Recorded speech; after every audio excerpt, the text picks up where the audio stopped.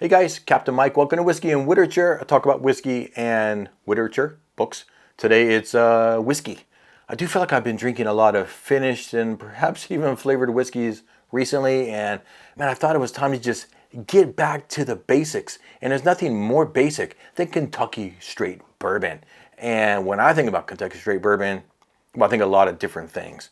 But you know, when I go to Kentucky, the first place I stop at is Jim Beam. You know, usually because I'm hungry and I like to eat at the kitchen there, and they have a nice bar set up to have a nice drink, and I like to go to the store. The first time I went to Kentucky, I went to Jim Beam. Fred and Freddie know, signing bottles, and it was the day that the Hardin's Creek Frankfort was released. Just happenstance, I just popped in unawares. I literally didn't even know what, I never even heard the words Hardin Creek. But I was like, you know what? I don't know what it is, but I need it. I also had a bottle of Lineage that I purchased. Again, didn't know what it was. I just knew that I wanted it, and so I bought it. A couple of weeks ago, I purchased a bottle of the Booker's 2025-1 Berries Batch, and I thought, you know, I've had a few pours of this. I have not had a whole lot of this in the 2 years that I've had this bottle, but we're just going to have some Jim Beam bourbon today and talk about these two bottles. But we're going to wake our palate up here with Jim Beam White Label, just so we know that we have some whiskey coming at us.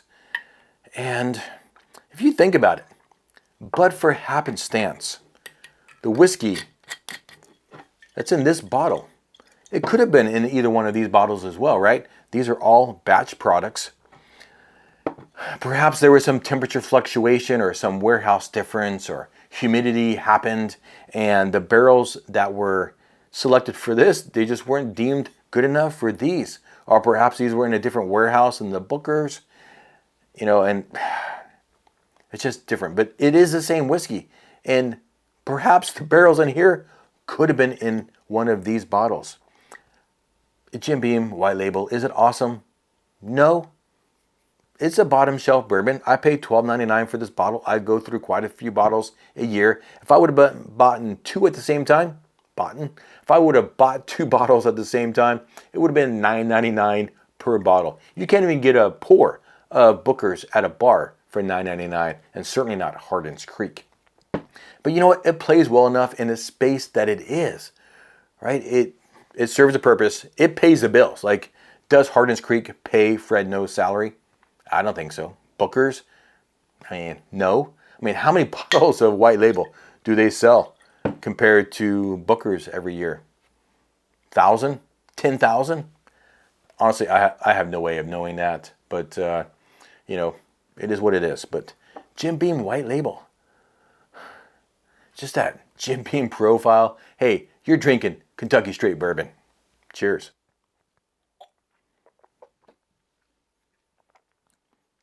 You know what? It's all right. Like, it's not the worst.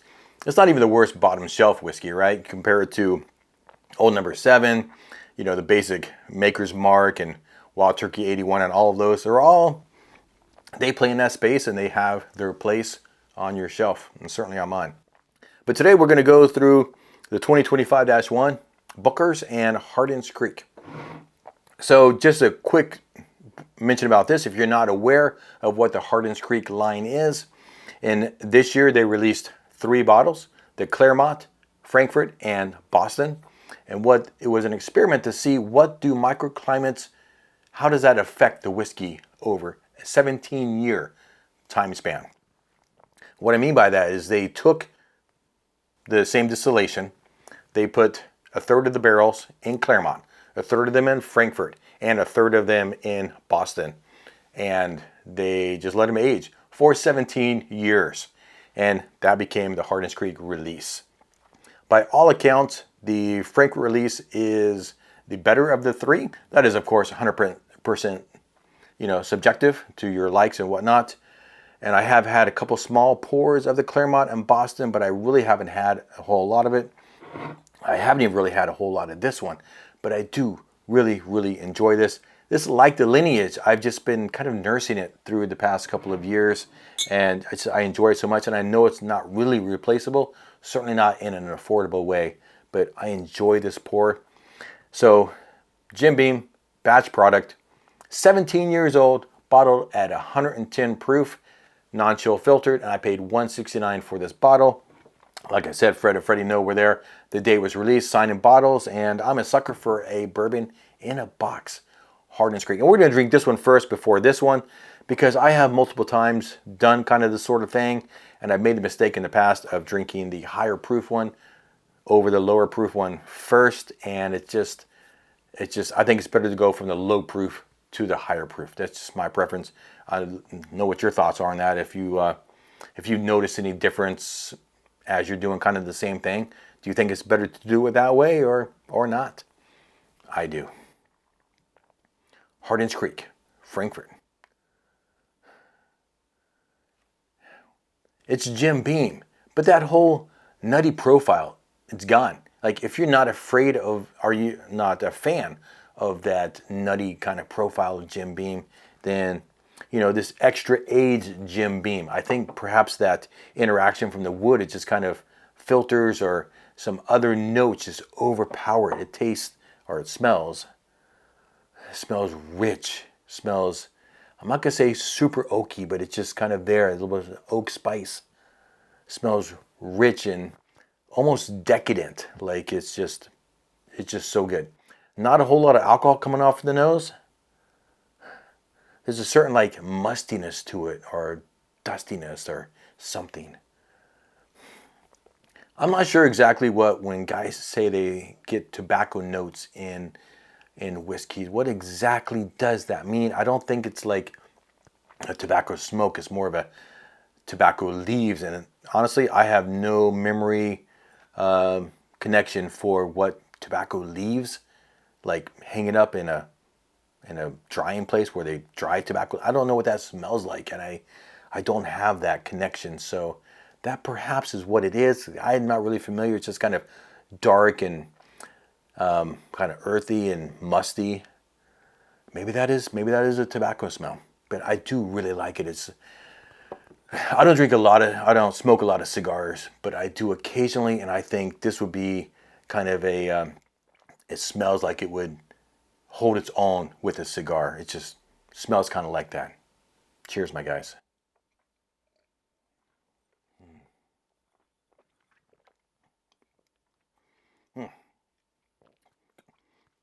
It is, that is so good. Do you get this when you nose a whiskey, see what it's like, introduce yourself to it. And then you go in for a pour and you have this, you inhale as you're going in there, and it's almost like a richer, like you can smell it better, like it's richer. I don't know if it's just hitting deeper in your throat or something. It's just, it's nice. That was a better nose, like a little sweeter than what I had when I was initially nosing it. And my first thought was, it's sweet. There was a cola note, a cherry note on there, and it was just kind of rich and good. Rich honey.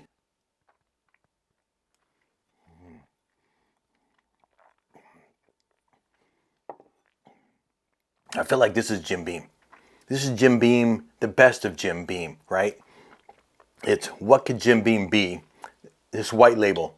Just, age it so much longer, and it is great. A nice cherry note. There is a bit of that, again, that musty, earthy note. Perhaps that is a tobacco note. Honestly, I don't really know what that is, but there's some unidentifiable mustiness to it, and it's not unpleasant in any way. It's almost a little sweet and earthy. It's so good. I do really enjoy the Hardin's Creek Frankfort. And I've got a gift pack that has all three of the Claremont, Frankfort, and Boston. I need to just open them all up and just have them all together. Believe it or not, I haven't done that. I know. Wear the damn hat, drink the damn whiskey.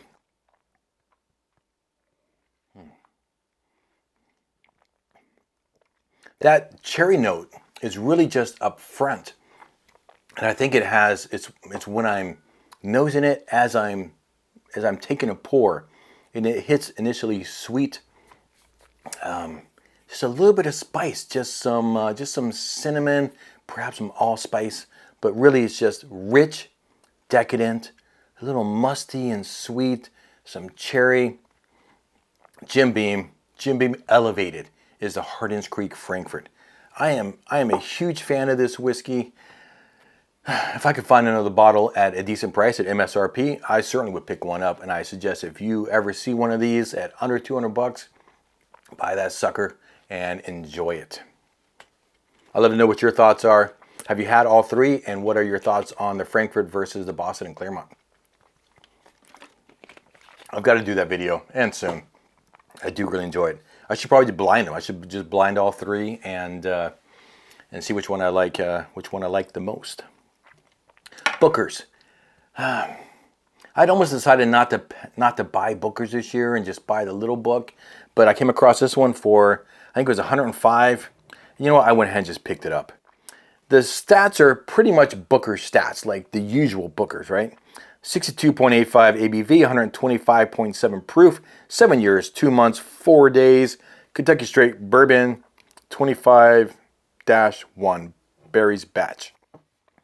If you've had Bookers, you know they come with a little card and the name and the story behind whatever the name is, and it tells you what warehouses it comes from. I'll be honest with you, I don't know the difference between the different warehouses. Are some of them in Claremont and Boston and Frankfort? I would assume so. I don't really know. I'd assume that these Bookers, the barrels will come from perhaps a higher shelves than what the Hardin's Creek barrels were at on the warehouse.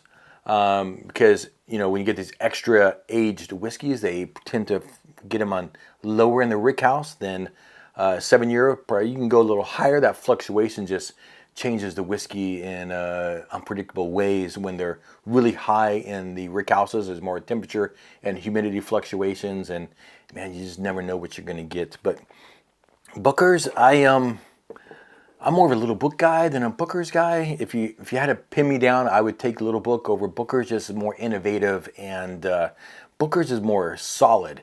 And there's some variations between the batch to batch, of course. But the stats for this one are pretty much the stats for all of them.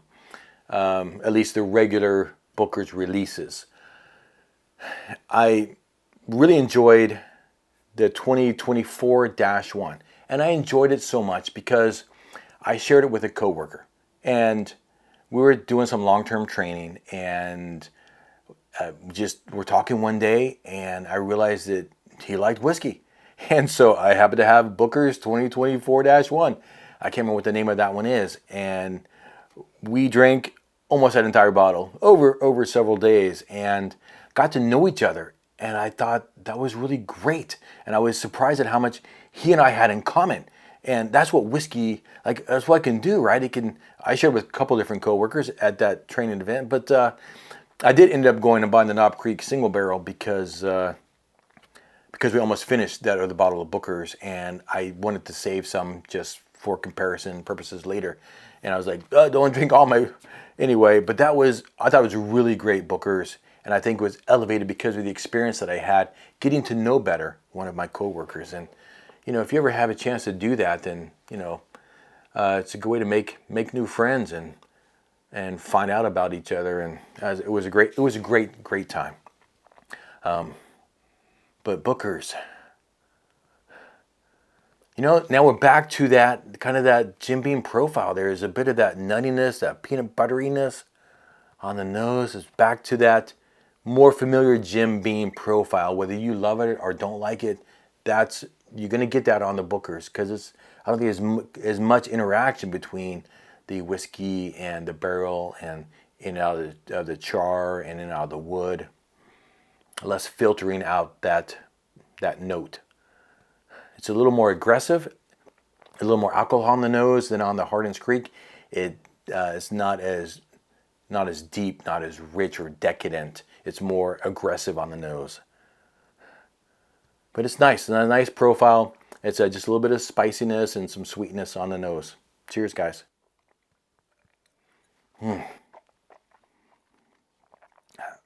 Wow. Okay. I will say, if you just had some Jim Beam White Label, And you go from this to the Booker's, it just doesn't prepare you. Like there's no way that prepares you for this bottle. The proof, it's all 125 proof. Like the Hardin Creek, I felt like was more smooth.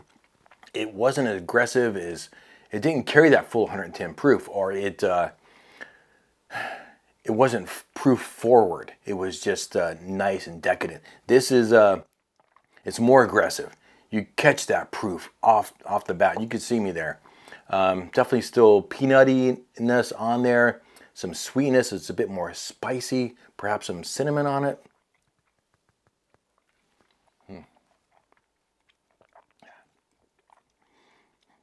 It's a little more astringent. I think it's because of the higher proof.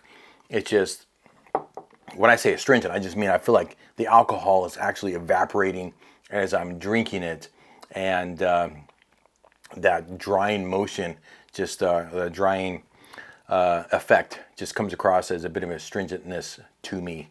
But I do like it. I don't have any of that cherry. I don't have any of that cola on it. It's just peanutty, some caramel, some honey, and some spice. If you like Booker's, I think this is a pretty good one.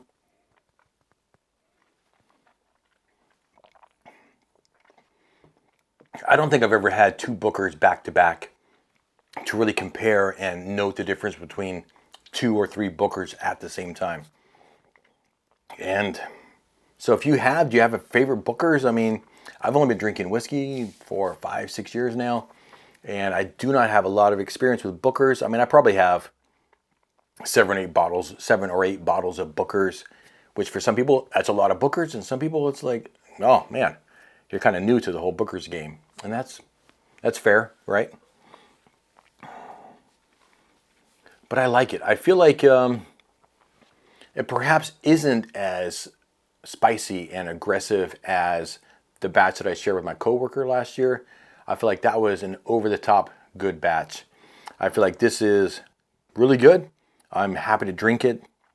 And it is hitting the right notes. And it's just finishing with some sweetness, but that spice is coming up and just being a little more aggressive as it's just finishing with me.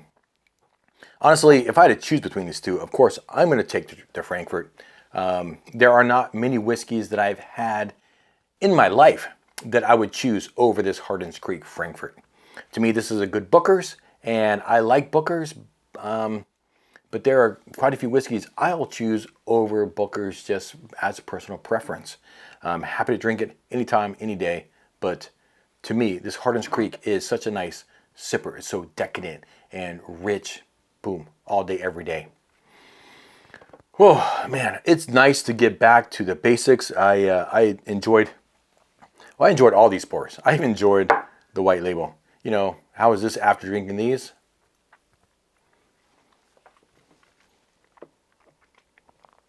You can just see how much lighter it is. It's just watered down. It doesn't carry any flavor really. It's just peanutty forward, and you know, it's all right. But definitely, I'm a Frankfort guy, Hardin's Creek guy. I think if you can ever have the experience to have a pour, you should.